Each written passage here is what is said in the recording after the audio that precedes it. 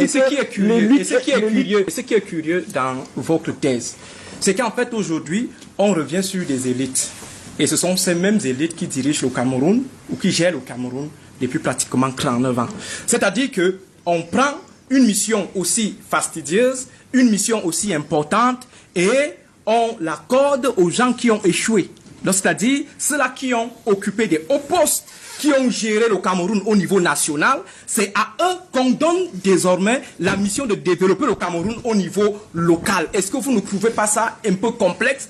Est-ce que vous ne trouvez pas ça un peu paradoxal lorsqu'on sait que, par exemple, le ministre Jacques Famondongo, s'il n'arrive pas à impulser le développement au niveau du ministère de l'enseignement supérieur, si le ministre Luc-Paul Motazé n'arrive pas à impulser le développement au niveau national à partir du ministère des Finances, nous avons quelle certitude que c'est au niveau local qu'ils vont devenir, par exemple, des born again. Donc, voilà des questions qui... Me permettez de répondre? Permettez de répondre. En fait, j'étais en train de regarder mes notes pour savoir si M. Tongué ne m'a pas trompé, parce que quand j'ai vu M. Mono, j'ai vu docteur en sciences politiques, mais j'ai comme l'impression d'avoir quelqu'un qui est en campagne politique représentant d'un parti politique. Parce que vous dites des choses, je ne sais pas lequel, parce que il vient parler des ministres ou des élites qui ont échoué. Qui ont échoué. Allez sur le sujet, nous sommes sur le sujet. Oui, laissez-moi répondre. Voilà, on fait le procès du sujet et non de ceux qui analysent le sujet.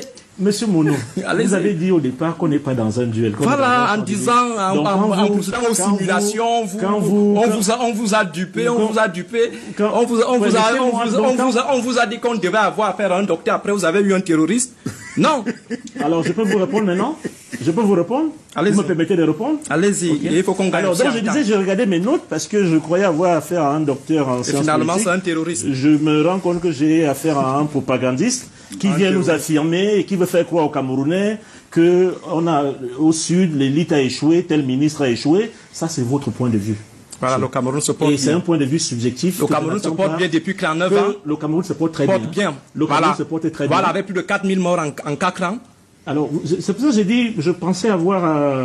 en fait, vous avez caché votre identité. Effectivement. Bon, je croyais que le fait que le représentant du MRC ait fui le débat... En s'appuyant sur les faits. Que j'aurais affaire à quelqu'un de beaucoup plus intellectuel et de beaucoup plus sur les questions épistémologiques.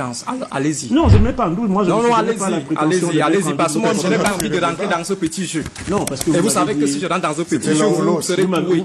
Oui, parce que l'un ou l'autre. Oui, mais on vous a pas dit que quelqu'un avait fui. Ne me distrayez pas, monsieur.